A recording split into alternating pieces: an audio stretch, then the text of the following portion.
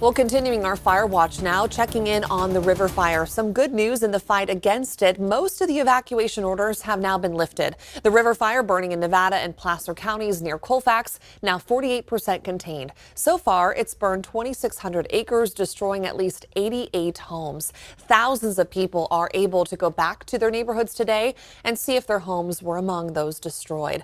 And Sebastian Robertson from our sister station King 5 in Seattle is joining us now live in Auburn. Sebastian, you spoke with evacuees as they returned to check on their homes. How are they feeling tonight?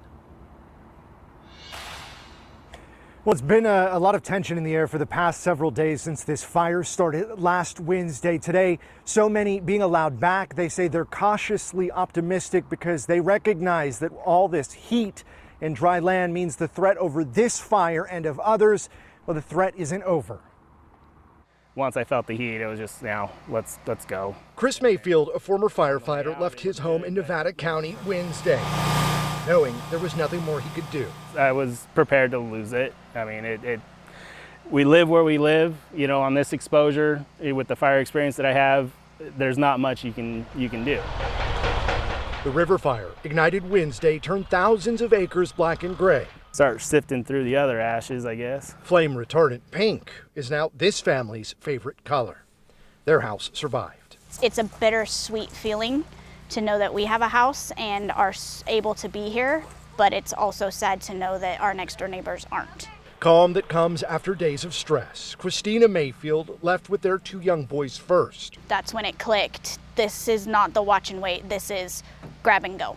Chris followed right behind them, and if it weren't for this video, you may not believe how close he was to flames. Holy yeehaw, baby! In the 3 days that followed, the river fire would burn through more than 2,600 acres of land, straddling 2 counties. Hot weather and dry conditions fueling this flame as it claimed houses and vehicles along the way. A fire that creeped up to the Mayfields' backyard, but stopped at the fire line they dug before leaving everything behind. Knowing that what we did to make sure that it would be okay worked.